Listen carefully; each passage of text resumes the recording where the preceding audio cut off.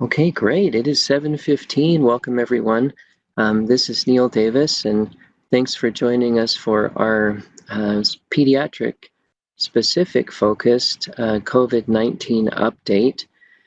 As you all know, we are shifting gears to meet the demand a little bit from weekly to monthly presentations and have shifted our day to Wednesday so that in the future we are not creating a conflict with grand rounds at Primary Children's, which we definitely want to support. So welcome again. We are very fortunate to have Emily Thorell joining us again. What we will do as she goes through her presentation is there will be a couple times to pause and field a couple questions. So please, just as a reminder, there's the little chat function, the voice cloud down at the bottom of your screen if you move your mouse, where you can enter in your questions. Also, as a reminder, the Utah chapter of the American Academy of Pediatrics is going to be hosting a chapter chat where people can give input and feedback to the board of the Utah AAP immediately following this meeting at 8 o'clock. So those who would like to stay on and be part of that conversation are certainly welcome to do so. Emily, we just lost your presentation for a second. Oh, dear. I don't know. It used to be just up in presenter mode, and now it disappeared for a second. So while you're working on that, let me introduce Emily Thorell again, one of our pediatric infectious disease specialists at Primary Children's Hospital. Also, I believe, Associate Medical Director, there it is right there, Associate Hospital Epidemiologist for Primary Children's with Pediatric Infectious Disease at the University of Utah. We are so grateful to have you with us, Emily, and thank you for taking this time, and we'll pass this on to you. Great. Thanks, everybody. And thanks, Neil, for inviting me back. It's always great to share or try to share our rapidly changing experience. So today we're going to talk about an update on epidemiology, specifically for kids, what's going on in the newborn realm, this new thing called Miss-C that we're all hearing about, and then a little bit about what it means for kids when we're moving around in the colors, especially right now moving to yellow and hearing about maybe moving to even green. I have nothing to disclose. So as we like to start talks as a hospital epidemiologist, we kind of start with the 10,000-foot view and move down. As of this morning, this is the Johns Hopkins site. You can see worldwide we have almost 6.5 million cases and almost 380,000 deaths.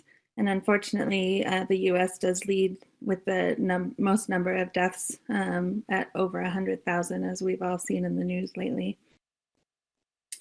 When we look at the United States map, which Hopkins also keeps updating currently, some interesting things are kind of changing. You know, New York and the East Coast still are really big hotspots, although it's changing a little bit. And as you can see, Cook County actually is #1 on the list of the top 50 confirmed cases. You can also see some very dark red areas in the south, and then our Navajo Nation, which I'll touch on a little bit later. And then, you know, the areas that we cover, Montana, Idaho, maybe not being quite as bad, and Utah definitely has some hot spots, but our rural areas in a lot of cases are less affected. When we look at Utah specifically, we have just over 10,000 cases, 10,200 as of yesterday. We have 801 total hospitalizations, and that number runs right around 90 to 100 at any given time. We watch that closely. And we've had 113 deaths. When you look over here, the nice germ watch report that we get for pediatrics, I'll highlight that as we go through. We see that as of yesterday, in the cases per 100,000 population, per the Utah Department of Health small statistical areas, and this is how the areas that help them do contact tracing, you can see that total Wasatch County is still leading. However, it seems to be quite less of a hot spot than it was when we first started this. Summit County and Wasatch County were very hot. Still a lot of smoldering in Wasatch County, but we've seen some new hot spots, Logan, Cedar City, St. George, and the areas in the western part of Salt Lake County. When we look at the Utah state surveillance, you can see the cases by date in the upper left-hand corner. This is the date a positive test was reported to public health, and we've had a little bit of an uptick in the last week or so. The top right-hand corner is the cases by date of symptom onset, and this one actually lags behind because it takes the contact tracers to find out when the symptom onsets were. And so that grayed out area isn't really reflective yet, so we'll expect that to go up a little bit. And in the bottom is the number of people tested by date, and as you can see, our testing numbers could be a little bit better than what they are. We had a little better people going out and getting tested earlier on, late April, early May than we do now. So we need to encourage people to get tested. Unfortunately, though, our 2-week cumulative incidence rate, we're getting more hotspots. This is where these small geographic areas, if you see the middle Utah graph there is the small areas that I referred to.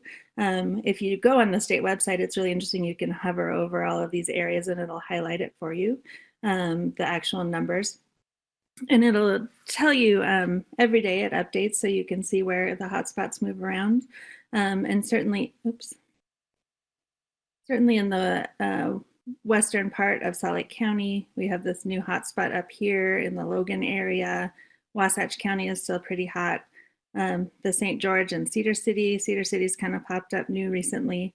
And then of course, the San Juan County, our Navajo Nation area, as we've been having a big hotspot there. And then recently Grand County as well. You look at the epidemic curve status, this is the one where it's a 3-day rolling average, and it tells us whether we're having an incidence growth, an incidence plateau, or an incidence decline. And the line is the mean incidence curve, and the curve is what we kind of follow that gives us an idea about how we're doing. This has been pretty concerning over the last couple of days. You know, last week when the governor was announcing that we were going to change levels, we had a nice incidence plateau. We even had a little bit of a decrease. However, then Memorial Day weekend happened. After we opened up, we started testing a little bit more, and we're starting to see that incidence curve go up, unfortunately, with a definite incidence growth phase. And you guys have probably all noticed that in the numbers. The testing numbers have been higher over the last several days. When we're looking at the age distribution, that really has not changed. Our kids are still relatively spared the younger you get. However, when you are less than a year of age, you are a little bit more likely to be hospitalized. When we go through the germ watch overall, we get this nice pediatric report that Dr. Jesselyn went through in a lot of detail in the last meeting a couple of weeks ago. So you can get this report. He showed you how you can go back and look at his presentation if you can't find it. A lot of people find it very useful to know what's going on in pediatrics specifically. So this is broken down. We have our age group 0 to 90 days, so we can look and see what's going on in our febrile infants, the kind of 90 to 91 day to 1 year, because we do have a nice cutoff for those less than 1-year-olds that people like to watch. 2 to 4 years for our toddlers, 5 to 11 for school age, and then 12 to 17. And you can see that as the ages get larger, you get a little bit more incidence, and that's really not changed.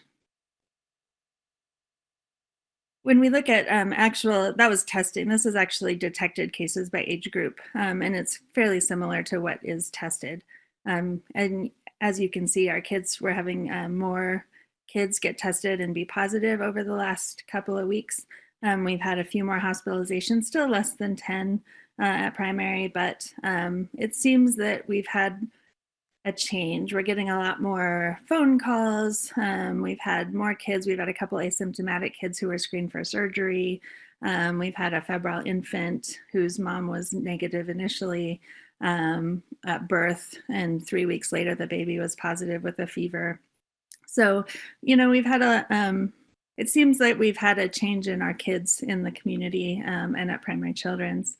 And as you can see, the 7-day moving average of % positives in children has also gone up, which is the graph on the right. When we look at antibody testing, this is still kind of new.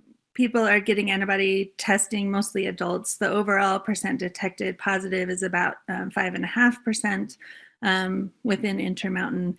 And as you can see, the age distribution, we have had quite a few kids tested. We think that they probably have more likely to have exposures, as parents probably don't want to poke their kids without a whole lot of good reason to do that, which we think why the percent detected by age group is a little higher in the younger kids. But again, the overall testing numbers in the younger kids are very small.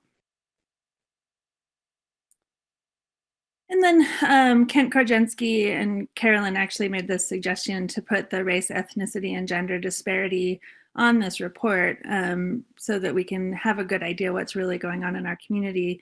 As we know, the Latino Hispanic populations have been really hit hard in our community, as well as the Pacific Islanders. And the African American population is also, a very small part of our population, but their overall detection is higher than their proportion in the population. So they're also hit in our community.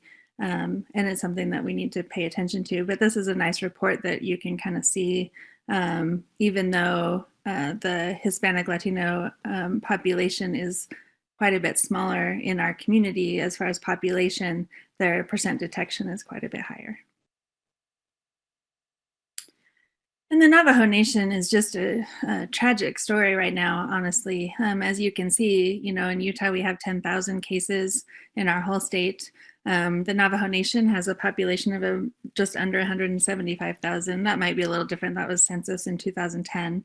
But they have 5,500 cases and 252 deaths, so over double what we have for our whole state.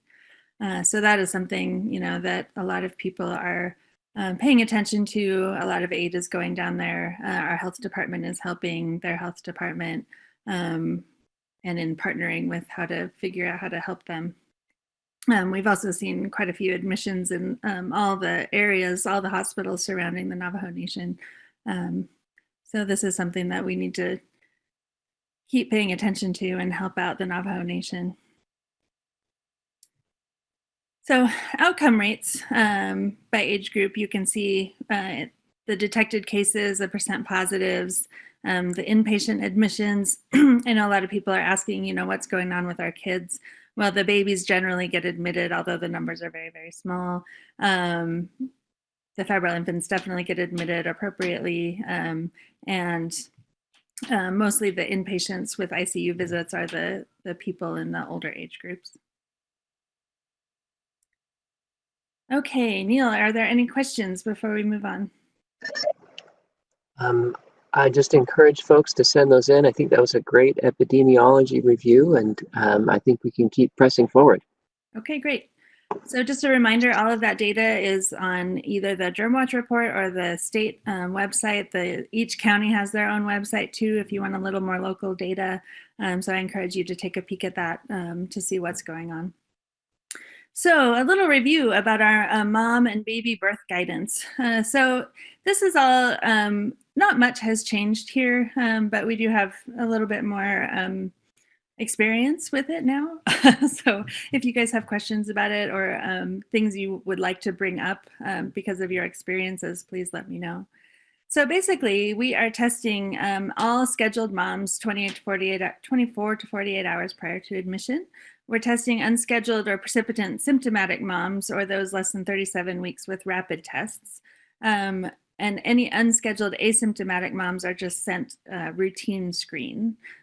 So those are the moms that, you may get surprised with a positive asymptomatic test after delivery, and those are the ones that we kind of scramble over.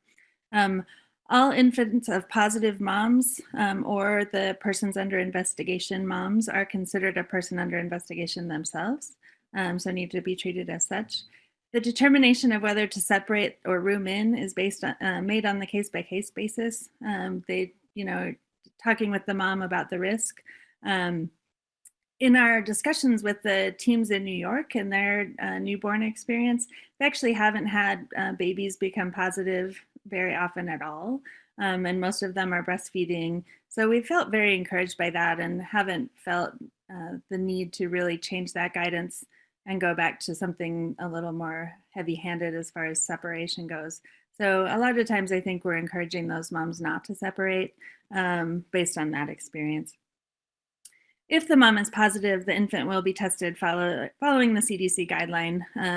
The CDC guideline says, or AAP guideline as well, 2 consecutive NP swabs collected at least 24 hours apart after 24 hours of age, because we don't want to detect transient viral colonization just from the birthing process.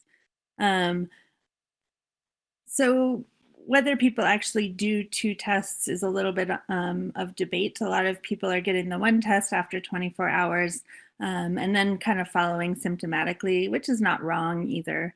But specifically, the guidance still says to get 2 tests. If both tests are negative, the infant may integrate back into like a special care nursery or NICU population if they're still admitted. If the infant is positive and requires prolonged hospitalization, then we usually, IP or infection prevention and neonatology will need to determine the course for repeat testing in that scenario. So those are the times to give us a call. If we have a positive baby in any of the NICUs, please call us because we need to help with that. And right now, breast milk is not known to be a risk of infection, and so we are not discouraging. In fact, we're encouraging breastfeeding. There is guidance on how to do that safely. If the mom's positive, what do you do with the baby once you discharge them? The infant COVID status may or may not be established before discharge. And these, wild babies that go home in 24 hours, we're definitely not going to get 2 tests, and hopefully we'll get 1 test. A second test, should be obtained at the follow-up visit if it's needed. Sometimes, we're worried about the mom or the baby getting infected by somebody in the household, including mom. And so you kind of have to watch for that long window after the family is clear and then 14 days positive for the baby after the family is clear. So you need to educate the family about the disease course, infant precautions, isolation precautions for that immediate postpartum period, including strict hand hygiene, no home visitors, PPE, if the mom can mask, that's really helpful. 6 feet of separation if you can do it. I think probably logically, once those babies get home, a lot of that stuff is not done. In the New York experience, they're saying that that's probably okay. They're not seeing a lot of babies become positive. The precautions noted above should be continued until either mom has been afebrile for 72 hours without the use of antipyretics, or at least 10 days have passed since her symptoms first appeared. And a lot of people are using that 10-day rule without doing repeat testing in these people, because some people will have these kind of low-level positive PCRs for a long time, and we don't really know what to do with that.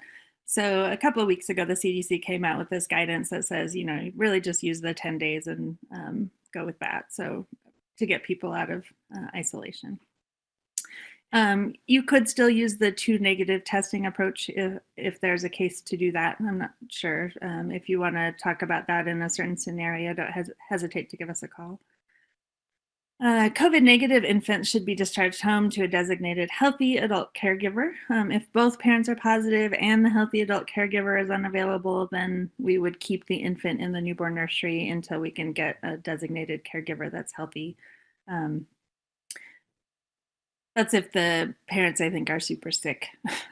If they're, not sick, a lot of times the babies are going home with them. What about the follow-up? So we usually do direct inpatient provider to outpatient provider discussions because a lot of times there are these a lot of questions that come up about how these babies should be handled. We suggest that the families then call the outpatient clinics to inform the clinic of the PUI status, just in case something goes wrong or somebody in the clinic hasn't been informed. We would bring the COVID PUI newborn to the clinic by somebody who doesn't have COVID if possible. We would not want a high risk caregiver, so anybody over 65 to bring the baby or care for this baby in the home, and we would not encourage bringing siblings to the visit. I like to utilize times of day to minimize exposure, and that might mean different things for different clinics. So if you've got, a well time and a sick time, and then maybe have the baby come at the very last visit of the day or something like that, the clinic staff need to use appropriate PPE, which would be eye protection or face shield, mask, and gown for the positive babies. Caregivers bringing patients should wear a surgical mask during the visit, as they too are likely exposed, as we do in our facilities. Have everybody masked to protect the people around them. Outpatient providers are strongly encouraged to include COVID PUI mothers by phone or video visit while seeing the newborn and creating the treatment plans. Treatment plans should be designed to minimize future exposures if clinically appropriate as well. The people in New York actually start with a video visit as the initial check-in after discharge. Interesting, they noted that this was really good for anticipatory guidance, because a lot of times they could see the baby's crib or something like that in the background, and if there's a blanket in there, they could talk about how, that's not a good thing to do. So they've really had a good experience with these video visits, and thought about maybe using them after COVID. So how do you clear the infant? So all infants exposed to COVID moms need to be watched for symptoms for 14 days after that last exposure to mom or somebody in the house, or 14 days after the mom has been cleared. So newly symptomatic infants should be tested or retested or presumed positive until 7 days after their symptom onset and 3 days without fever, whichever is longer. Newly symptomatic infants with fever also need to be evaluated for serious bacterial infection, like that 3-week-old that we just admitted not too long ago. The mom, like I said, was negative at delivery, but both parents were positive on the repeat testing, which I thought was kind of interesting.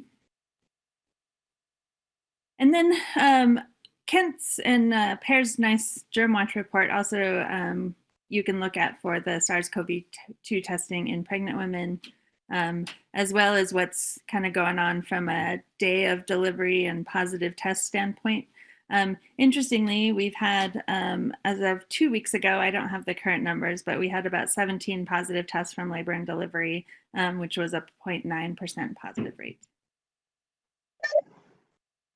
Great. And we used to say that we haven't had any evidence of vertical transmission for SARS-CoV-2, but this hasn't actually been published yet. It's early release, and so it may still have some revision, but this is out there. So there's a probable congenital SARS-CoV-2 infection in a neonate with evidence of placental involvement. And actually, I think they found a little bit of virus, although very high crossing threshold in breast milk, meaning there wasn't very much virus. So it took a lot of amplification to find it. So who knows, that might have been some contamination of the breast. Okay, Neil, any questions?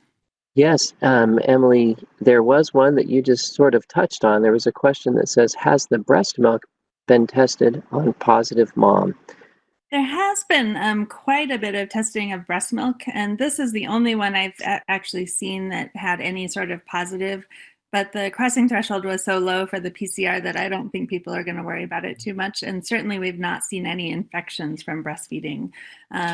And I actually followed back up with our friends in New York just last week to see if anything had changed from our discussions over several weeks ago. And she said no, they're still encouraging breastfeeding. The moms are doing great. They're actually having more success helping moms breastfeed because they're doing those early video visits, which she thought was kind of interesting. So I don't think that we need to be concerned about that right now. Perfect. And that was from Isabel Lau. Miguel Canocal asks, is the clinical course timing for sick infants and children similar to adults? Sickest in the second week, you know how they have this sort of this day 7 or 8 type of thing. So certainly in the older children, they've seen that in the places that have had a lot of cases. And a lot of, older teenagers, I wouldn't say a lot, there aren't that many to begin with. But the older teenagers, especially those with pre-existing conditions, mostly I think we've heard that the kids that suffer from obesity are the ones that are having the hardest time. And so we do see that I think in the older kids more often than the younger kids. Great, thank you, Emily. And then just jumping back maybe to some of the GermWatch epidemiology information, Jennifer Brinton asks, a lot of physicians have asked how we can support the school districts in reopening in a safe way, sensitive to what happens with the virus throughout the upcoming school year. Do you have any advice on that? I do have some information later on in the talk. Oh, perfect, great. Okay, I think we're ready probably to go to that next section then. Okay. So when we first planned this talk, we thought we might have some new exciting information on our MIS-C multisystem inflammatory syndrome of children. But Per did such a great talk 2 weeks ago. I went through his talk and there really isn't too much new. So I'm just gonna kind of breeze through this a little bit. But just remember that this is a spectrum, that we think that there's a lot of, the bigger green box in the low part of the triangle, febrile children with inflammation temporally associated with SARS-CoV-2. And that can be a lot of things. It could be, the COVID toes and that sort of thing that we're seeing. And then we have our Kawasaki disease temporally associated with SARS-CoV-2 that looks more like typical Kawasaki disease. And then this, the big inflammatory multi-system syndrome, and that's kind of the tip of the iceberg, and it's still very rare. And remember that most of the kids were really mild or even asymptomatic infections. And so we need to remember that when we're talking about this and parents have all these questions because they see this in the news, that it really is a rare occurrence. And this timeline back from Dr. Jesselin's talk, you can see it really started on April 7th that we get this case report about the maybe association with Kawasaki disease. Late in April, the UK alerts us that they're seeing this rising number of cases of this weird multi-system inflammatory state. And just a week later, the New York Health Department issues a similar statement. And then we have a lot of media coverage. And then just 2 weeks ago, the Italians published about an outbreak of this severe KD-like illness. And we were working on publishing our preliminary guidance about what to do this, which we did a couple of weeks ago. The CDC held a nice webinar May 19th, which you can go back and listen to if you like. And from that standpoint, we've just done a lot of local things. There have been national things. There have been international things. There have been Saturday webinars that happen through the critical care network that a lot of people are logging on and listening to find out new information. And I think it's just such a rapidly moving field. We haven't seen a lot of new data, a lot of more anecdotes. In fact, in New York, they have over 100 cases now. And at Primary Children's, we think we've probably had 2. So just to remind people, the CDC case definition is basically fever, laboratory evidence of inflammation, evidence of clinically severe illness requiring hospitalization with multi-system greater than 2 organ involvement, no alternative plausible diagnoses, and then positive for a current or recent SARS-CoV-2 infection, either by PCR, serology, antigen, or a really good exposure 4 weeks prior to the onset of symptoms, even if serology is negative. We need a fever lasting for greater than 24 hours. A lot of the kids have had fever longer than that. And then our laboratory evaluation. And some individuals may fulfill the partial criteria for Kawasaki disease and some may not. So it's just something that we all need to have on our radar, especially in the hospital. And then considering MIS-C and any pediatric death with evidence of SARS-CoV-2 infection also needs to be done. And so we do have this nice little guideline that we put together back in May that kind of gives the clinical features, some of the laboratory evaluation we may do in the hospital. I would say that these kids are kind of sick and we probably would send them in. It's not something that we would generally do as an outpatient evaluation.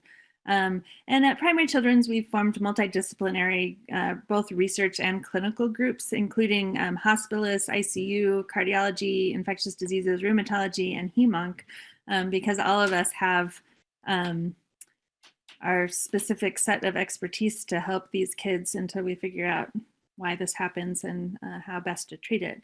in the research side, we have a lot of studies in progress. We are contributing our patients to a national multi-center trial of COVID patients, but they're having an arm specifically for Miss C. And they wanted us because of hoping to get a little bit more rural children involvement. Hopefully or hopefully not, we get some kids enrolled in that study. And then clinically, all the multidisciplinary clinical group is working on a clinical pathway to kind of help us in the hospital and make sure these kids don't fall through the cracks, and that all the correct consultants are brought in at the correct time frame, and that maybe a kind of huddle approach might be the best when these kids come in. We are definitely plugged into those international webinars and talking to our colleagues across the nation. There's a lot of stuff going on listservs. We're planning for this multidisciplinary approach, and we are electronically monitoring for an uptick in Kawasaki disease cases to make sure that we don't miss any, as well as IVIG use, and we may do some other drugs too, depending on our clinical pathways. And like I said, we think we've had one for sure and one potential cases at Primary Children's. All right, Neil, any questions? Yeah, Matt Steinfeld just asked a question. Are only patients admitted to Primary Children's Hospital included in this study, or are patients admitted to community hospitals included as well? So it depends on the study. I think if you have a patient admitted to your local hospital, let us know, because we might be able to get them enrolled.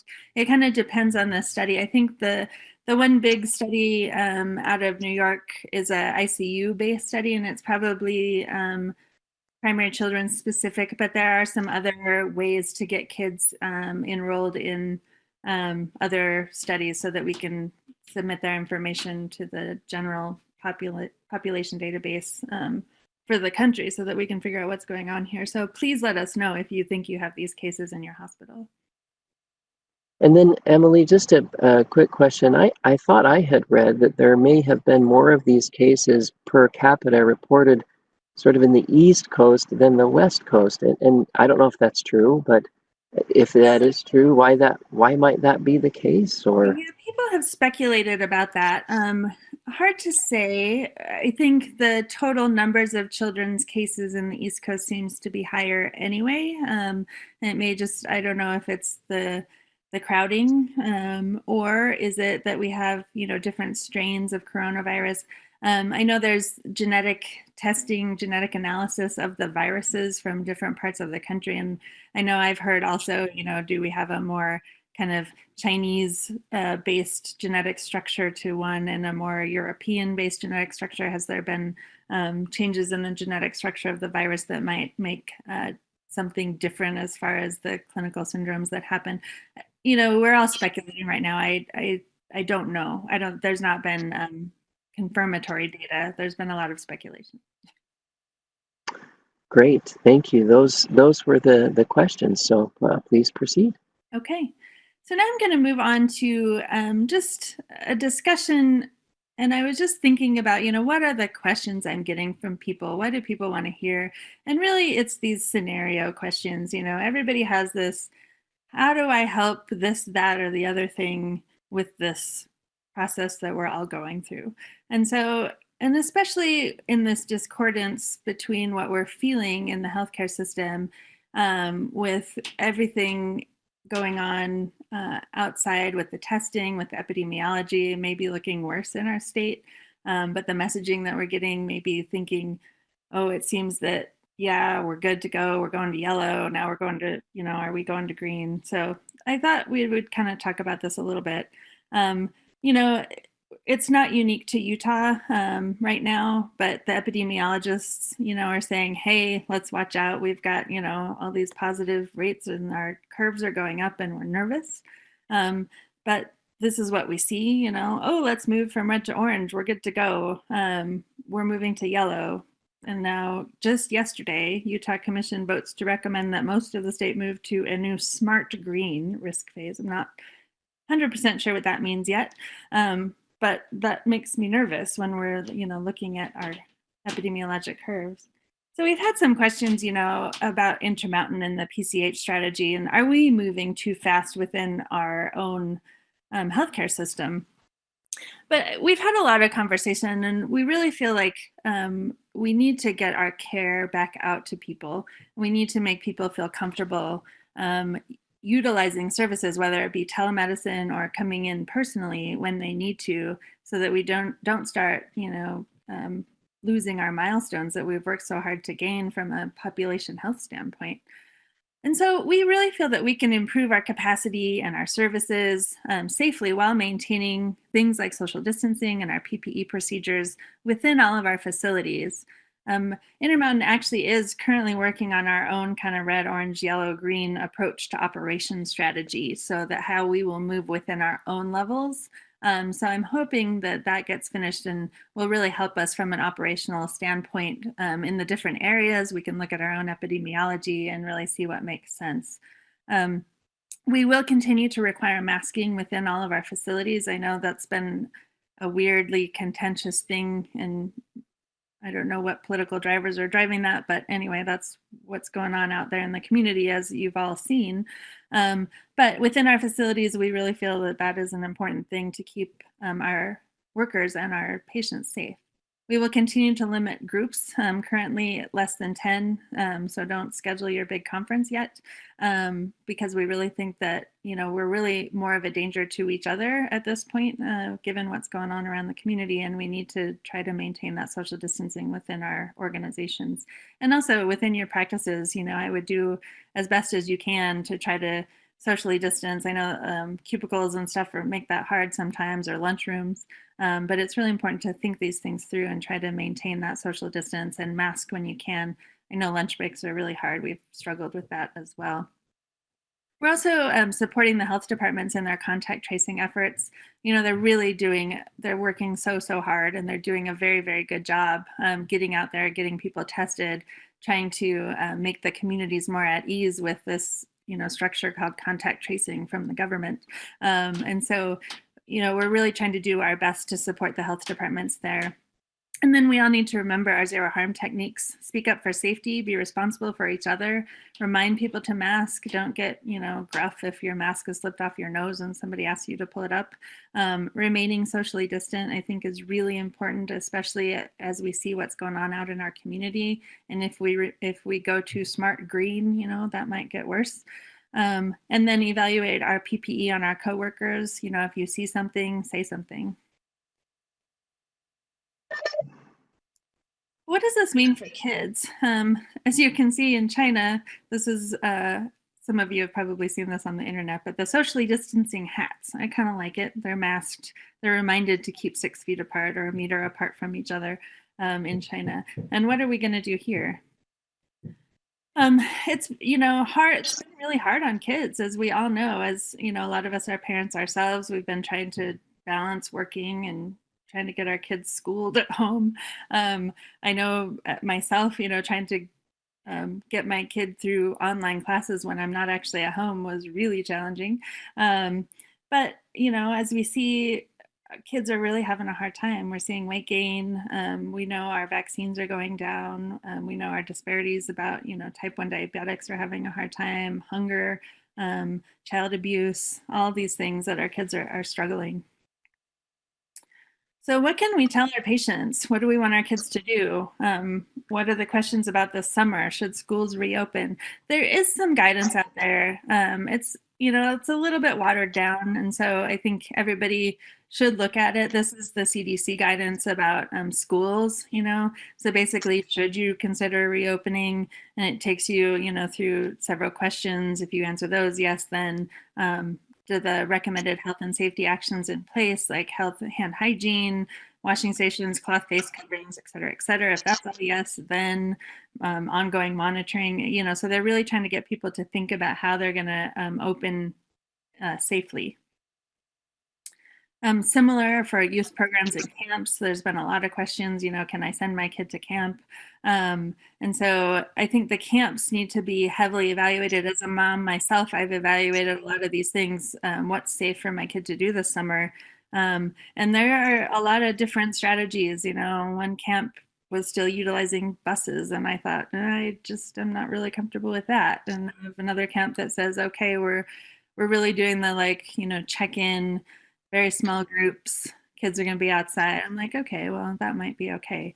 But I think you just need to, look at these things and look at what the procedures are. Ask for the procedures. Encourage your families to ask for the procedures. I've had to write myself and say, what are you doing for COVID? What are you doing to make my child safe? We get a little bit of guidance from the state, and so you can see the moderate to low risk moving to yellow. I'm not sure this is super helpful when it says groups of 50 or fewer. That makes me really nervous. And I think that's the kind of discord between what's going on in the community and the economic pressures versus what's going on in healthcare. And not that I don't understand the economic pressures, a lot of us are feeling that. I'm sure a lot of you in private practice are really feeling that. And so it's not that I don't agree with needing to get the economic message out, but I also think that we need to get the message that, no, things are really not that much better from a health standpoint. It's just that our ICUs are not that full, and so we can stand it. You can look at the guidelines on the state website, tiered guidelines about, social face coverings, et cetera, high, moderate, low risk. I think this is probably going to change. I don't really know what they mean by smart green, so we'll see. But this is all, on the website. It can be a little useful for you, and I've got the references at the end. For schools as well, the state guidance can help you, but who knows what fall will bring, and who knows what we may learn over the summer, and this all might change. And as I said, this was yesterday's announcement. So the Public Health and Economic Emergency Commission voted unanimously yesterday to recommend that most Utah moves to a smart green phase. Now, they didn't talk about what that meant exactly, but I think it's trying to give them a little bit more latitude with certain smaller areas to move in a little bit of a green area, a green way. So we'll see what this means for our community. I think us in healthcare are appropriately concerned, but also understand the economic arguments. So what is my wrap-up slide here? So the hospital epidemiologist situational advice in the time of COVID. So what I usually say, a lot of people come up to me and say, hey, I've got this situation, whether it be a school situation, a church situation, a camp situation, just a family situation. Can I go visit my grandparents? That sort of thing. What I tend to say is that every family or quarantine group needs to evaluate their own risk. So how many high-risk people are in your group, and maybe continuing to self-isolate is best for those at the most high risk. And how risk averse are the people in your group? So are people willing to take a little bit of risk or not? Is that going to really not be a good thing for those people? Identify ahead of time what you're comfortable with too. So, if you're comfortable that everyone will have face coverings on and be 6 feet apart and be outside, then do that. Or can you be a little bit less restrictive, like you want to, quarantine yourself with another family or something like that? Weigh the risks of the scenario. So are the others involved on the same wavelength as you? Will they adhere to the same guidelines that you set? Talk about your constraints beforehand. Are there outside influences that might change things? And then have that discussion with that other party. Agree on those constraints. With the school or the camp or the hotel or the airline or the gym, don't be afraid to ask the questions. Make sure you're comfortable with the strategy that you're putting yourself into, or that you're telling your patients that that's okay. And then ask what others are expected to do in those scenarios. So, is everyone required to mask? Like, you know what you're getting when you go into Costco, right? But if you go into the regular grocery store, it can be a little bit of Wild West. So, just have the thoughtful discussions with people as you are going into the summer and trying to decide on what activities are appropriate for you. And your patients are going to ask you these questions too. And then try to make an informed decision. And I want to thank everybody for their patience with our ever-evolving guidance. This is what Andy and I feel like every day. I'm drinking from a fire hose. But there is hope. Yesterday, Dr. Fauci, who we all know and love, said the U.S. should have a couple 100 million doses of COVID-19 vaccine by the start of 2021. So keep your fingers crossed. And that's the end. Oh, I do have a few resources. These are the school resources. The Utah Board of Education had some things. There's a Catholic schools plan. There's actually a COVID-19 school physicians group on Facebook, which is visible. That's what it's called. You guys can join it if you like. There's lots of people talking about things that you can do for schools. And the CDC guidance is at the top. Well, Emily, thank you so much. What an extremely practical amount of information you've shared with us. I just really appreciate it. Isabel Lau asked one other really important question, and we can take maybe 10 seconds to answer this one. Are cases of the MIS-C, so the inflammatory syndrome in children, also more prominent in communities that are affected more, like Latinos, African Americans, Pacific Islander? That is a great question. And I think probably. I think we don't know. The numbers are still too small to be statistically super significant there. But because we have more cases in those patients already, I don't know if we have more cases in those groups because there's just more cases. Yeah. Or COVID cases in those groups already. So I think the time will tell. It'll be really interesting to see if there are more racial disparities there too. Perfect. Well, thank you, Emily. Again, wonderful. I think that last question really gets to the heart of a lot of us as pediatricians, as a community. We are socially conscious. We've been aware of these disparities for years, and COVID has magnified them. And so I think as a body, I think it behooves us to think, what can we do as we interact with the families in our clinics to provide the education and the encouragement. And this information has been tremendously helpful. So thank you so much, Emily. Thank you, everyone. Just as a reminder, we are going to be posting this to the website here. So Emily's presentation will be there. Please pass the word. As we shift times and days like we have, people may have forgotten. Please spread the word that this will be posted and people can catch this really salient information in the future right here on the website. And we also have the information here about the multi-system inflammatory syndrome.